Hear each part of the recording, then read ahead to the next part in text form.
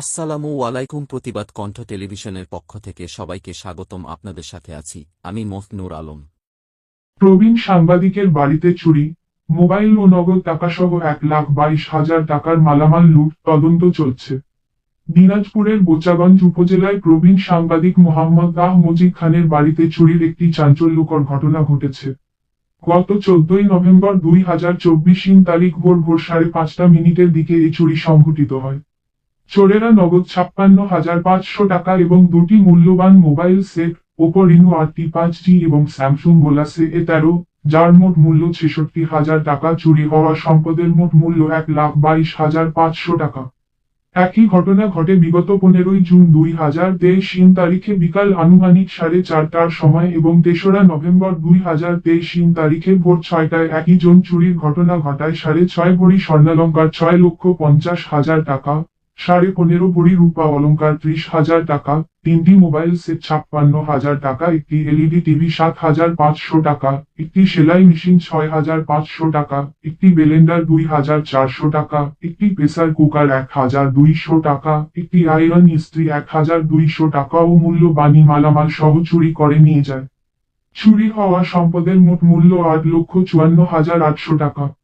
চুরির ঘটনায় বোচাগঞ্জ থানায় 9 জনের বিরুদ্ধে অভিযোগ দায়ের করা হয়েছে। তবে ঘটনার 1 মাস পার হলেও চুরি হওয়া মালামাল উদ্ধার বা অভিযুক্তদের গ্রেফতার সম্ভব হয়নি, যা নিয়ে স্থানীয়দের মধ্যে তীব্র ক্ষোভ বিরাজ করছে। বোচাগঞ্জ থানার ভারপ্রাপ্ত কর্মকর্তা ওসি জাহিদ হাসান সরকার এবং সহকারী উপপরিদর্শক SI প্রদীপ জানিয়েছেন যে চুরির ঘটনায় অভিযুক্তদের বিরুদ্ধে তদন্ত চলছে। ওসি বলেছেন, অভিযুক্তরা আইনের হাত থেকে পালাতে পারবে না। শীঘ্রই তাদের গ্রেফতার করে আইনের আওতায় আনা হবে।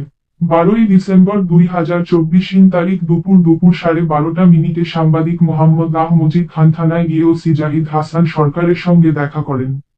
তিনি চুরি হওয়া মালামাল উদ্ধারের বিষয়ে কথা বলেন। এই সময় ওসি জানান, তার হিরো হোন্ডা মোটরসাইকেলের লাইসেন্স এবং জাতীয় পরিচয়পত্র NID ফেরত দেওয়ার ব্যবস্থা করা হচ্ছে। মজিদ খান বলেন, যদি আশা আক্তার ও তার পরিবার চুরি করা মালামাল ফেরত দেয় এবং আমার দুটি বাড়ি বিক্রি করা 25,45,000 টাকা ফেরত দিতে পারে, তবে আশা আক্তারকে পুনরায় গ্রহণ করা হবে। তবে তাদের পালিয়ে থাকা অবস্থায় পুলিশ প্রশাসনের দায়িত্ব হলো তাদের খুঁজে বের করা। প্রধান অভিযুক্ত আশা আক্তার ও তার পরিবারের স্থায়ী ঠিকানা দিনাজপুরের বোচাগঞ্জ উপজেলার 1 নং নাফানগর ইউনিয়নের বড় সুলতানপুর গুচ্ছগ্রাম আবাসন প্রকল্প।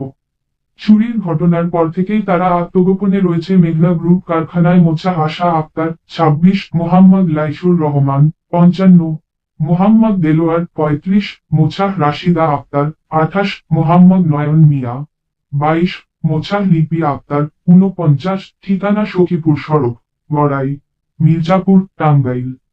চুরির ঘটনার দীর্ঘ সময় পেরিয়ে গেলেও এখনো পর্যন্ত কোনো সুরাহা না হওয়ায় সচেতন মহল এবং এলাকাবাসীর মধ্যে অসন্তোষ বিরাজ করছে। তারা প্রশ্ন তুলছেন, কেন অভিযুক্তরা এখনো ধরাছোঁয়ার বাইরে? চুরি হওয়া সম্পদ উদ্ধার করতে প্রশাসন কি যথেষ্ট পদক্ষেপ নিচ্ছে? এখন পুরো বোচাগঞ্জ উপজেলার মানুষ তাকিয়ে রয়েছে পুলিশ প্রশাসনের কার্যকর পদক্ষেপের দিকে। দ্রুত তদন্ত সম্পন্ন করে চুরি হওয়া মালামাল উদ্ধার এবং অভিযুক্তদের আইনের আওতায় আনার দাবিতে সোচ্চার হয়েছে স্থানীয়রা।